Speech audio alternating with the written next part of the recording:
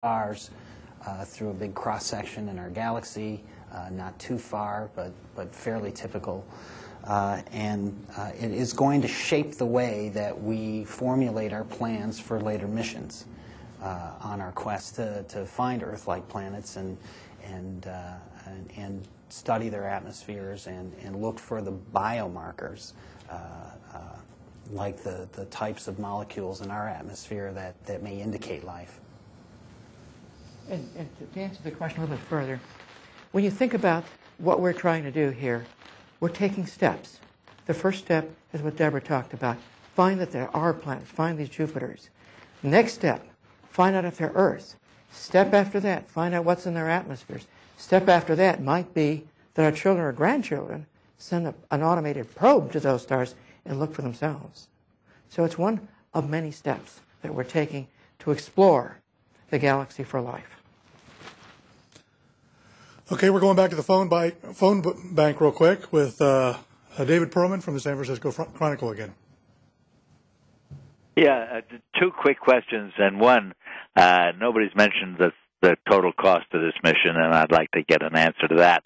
And the other question, maybe Bill or Deborah can answer, which is there a possibility that in seeking the transit of an Earth-like planet or Earth-like planets, that signal would be obscured by some gas giant at a longer orbit, a further distant orbit? Can you be sure that you can penetrate that kind of interference? The answer to the programmatic question is the life cycle cost for this mission from its inception through the development and operations is around $600 million. I don't know if you have a more accurate number than that, but it's about right. 591 is what's on the book. Right. And that includes everything. That's the booster, and that's the data analysis, and that's the development, and all of these different things that sometimes aren't mentioned. Mm-hmm. That's the all-in number. Right. But your question also was, would a bigger planet obscure a smaller one?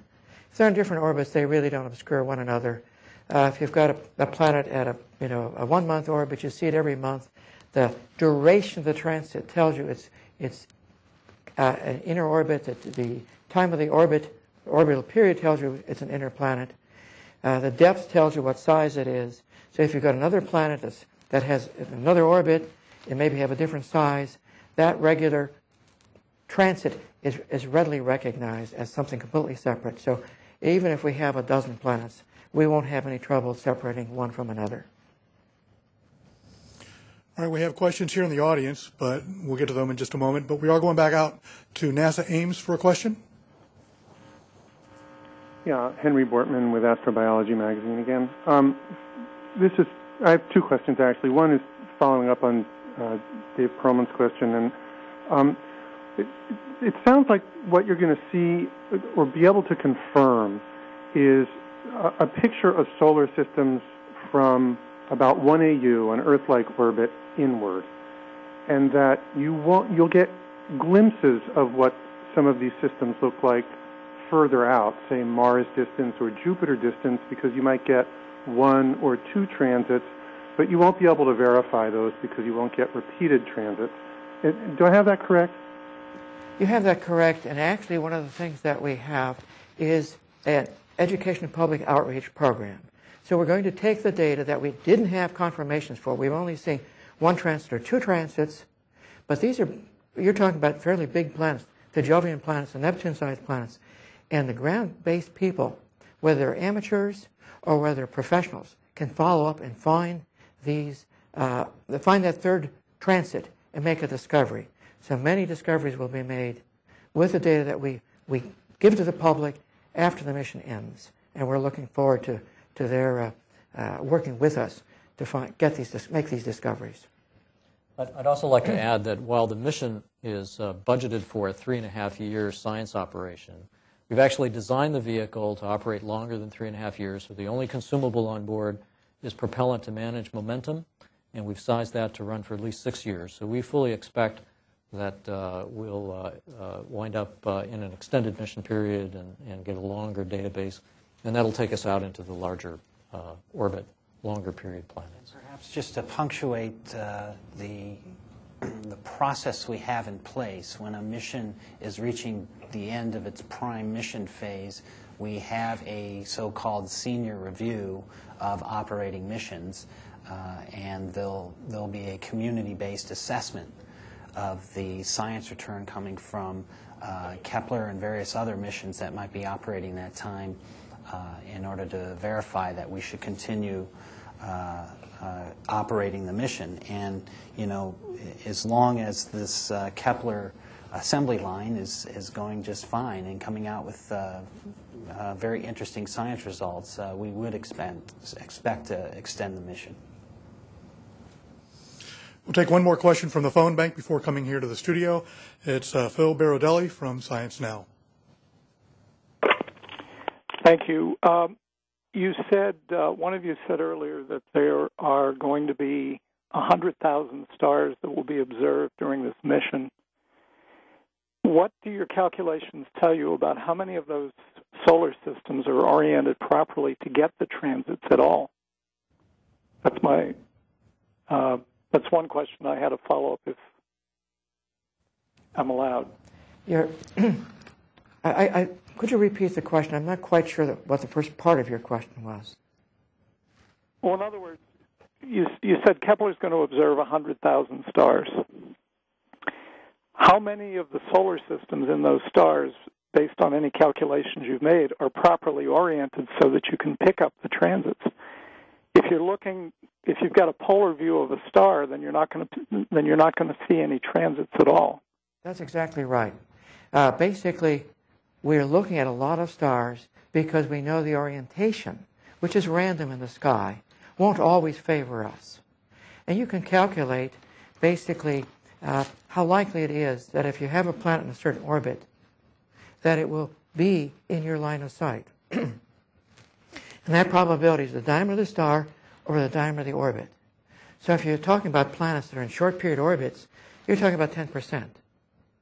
So only 10% of the stars could show you planets in short period orbits. But if you're saying, let's talk about planets out at 1 astronomical unit, which is the distance from the sun to the Earth, that's 0.5%. And what that means is if you take 0.5% and you multiply by 100,000 stars, you will find several hundred. But that means the rest of them couldn't show you planets, even if they exist. So as Deborah mentioned earlier, what we're doing, and John mentioned, is a statistical survey, a census. We use the data we get, we use these geometrical probabilities to calculate what all the rest of the stars have. It's a very good point, and it's a little bit subtle. The fact that there may be many, many more solar systems around the stars we observe, but we just can't detect them because the orientation of the orbits isn't correct. And so we do this statistical sample. That's, again, what drives the large number of stars that we want to see, because we're looking for the ones in this special orientation where the planets are aligned with our sight line. All right, Seth, I appreciate your patience. You're up. Seth Borenstein at AP again. Actually, sort of along that lines, if this is mostly about finding that frequency for the statistical review, obviously you're not going to have the frequency in the first month because you have to, like a census, you've got to get a large enough sample. Going into this now, at what point in the mission, you know, how many months or a year or two in, will you think you have the good frequency for all planets, size, you know, planets of any size, planets of Earth size, and such? I mean, and can you compare it to sort of the range of what is thought now for the frequencies of those? I think we described it a little bit earlier, and that is, as the mission rolls along and the planets roll off, like Deborah was saying, we're going to find things on essentially a yearly basis. The first discoveries are going to be these short period planets, the big ones, the signals are obvious. The next year we're going to find planets that are somewhat smaller with some longer orbital periods. But even at the end of the mission, we'll be asking John for more money to continue the mission to get more data. There will be no end until the fuel runs out or the money runs out. But I understand that, but at some point you'll be able to take a look at the math and say, okay, we've,